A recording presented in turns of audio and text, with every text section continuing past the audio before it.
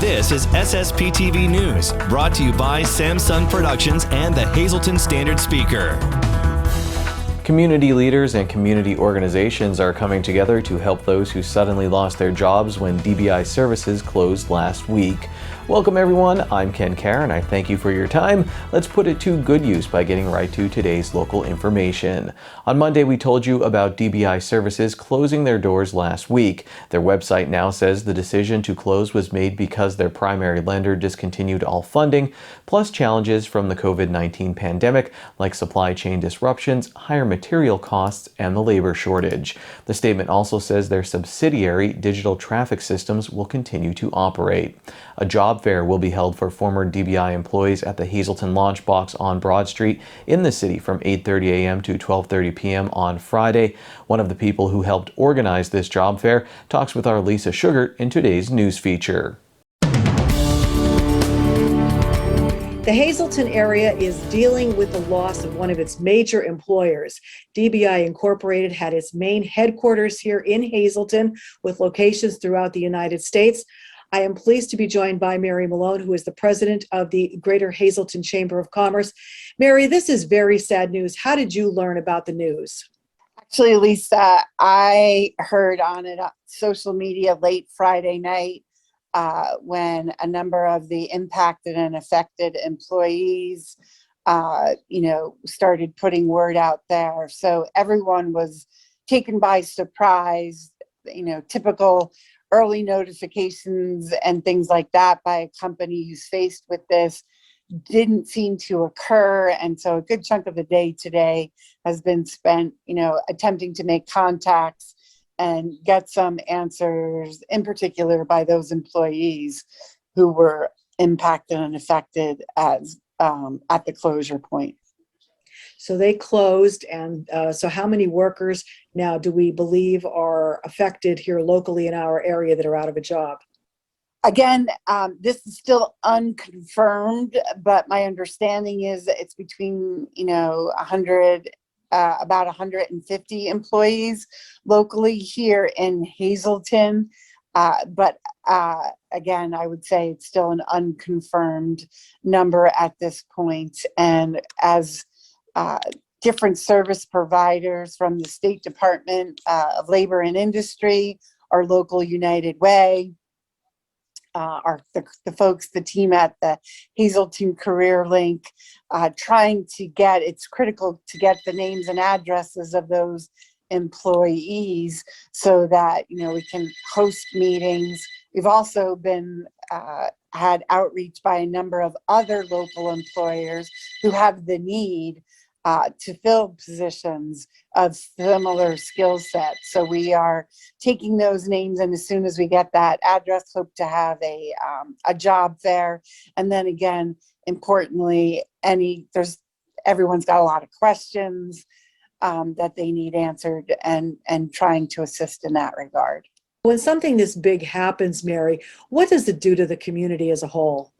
Obviously, the impact to those, immediate employees who received that kind of jarring, unexpected news on Friday, it's difficult.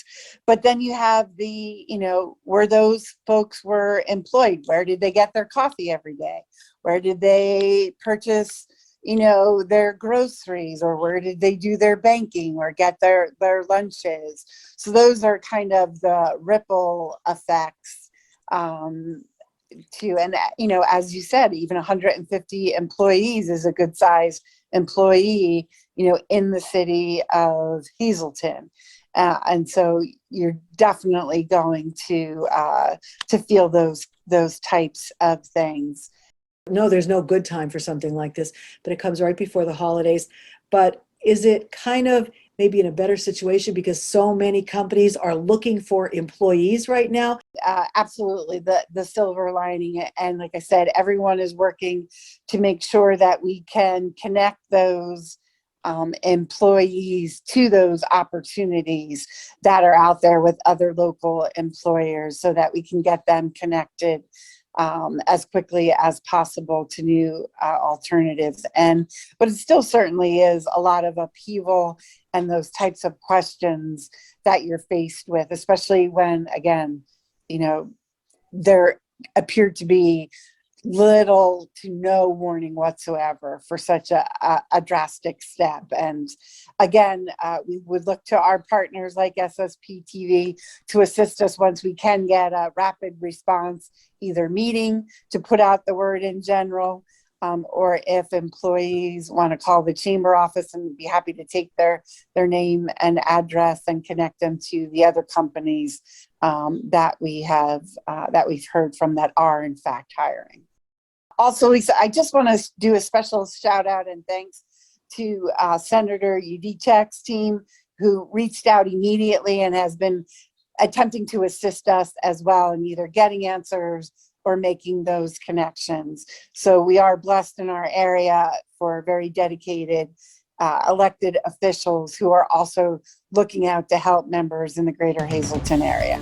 Today's news feature is brought to you by Feisner's Ford in Freeland, who is celebrating 75 years in business. Give them a call at 570-636-3920, or you can log on to feisnersford.com.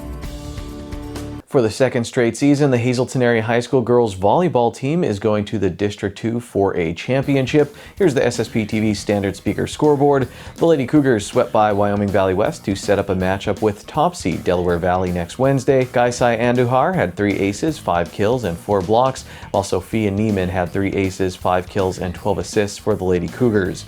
In boys soccer, Hazleton Area beat Dallas with Gavin Huey scoring 2 goals. Time now for weather on SSPTV News. Here's our forecast from the National Weather Service. On Thursday, patchy fog before 10 a.m., otherwise mostly sunny with a high near 56 degrees.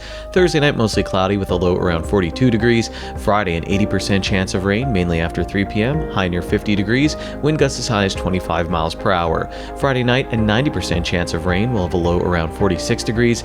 On Saturday, a 70% chance of rain, it will be cloudy with a high near 55 degrees.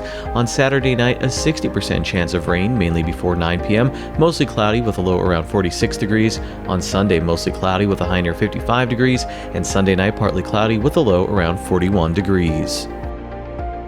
Coming up, here what Los Angeles Angels manager Joe Maddon has to say about one of his superstar players, Shohei Ohtani. And next, the Haunted Trail of Treats is becoming a tradition in the area. We'll tell you how you and your family can be a part of it. There will be a Veterans Day ceremony at the Hazleton Area High School on Wednesday, November 10th. Any veterans that would like to attend the event are asked to RSVP by November 1st. SSPTV News would like to send sincere condolences to the family and friends of these recently departed. Elizabeth Crossland of Upper Lehigh, the McHugh-Wilczek Funeral Home will announce their arrangements. Lawrence P. Don, age 93 of Hazleton, services will be held at a later date under the Joseph B. Conahan Funeral Home.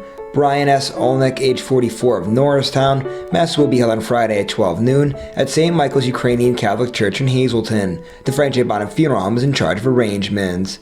Joseph M. Zeke Puza, age 49 of Freeland, Friends McCall on Thursday from 6 to 8 p.m. at the Damiano Funeral Home. And Jean G. Ripple, age 93 of Weatherly, the service will be held on Saturday at 10 a.m. at Faith UCC of Hazleton. The Philip J. Jeffries Funeral Home is in charge of arrangements.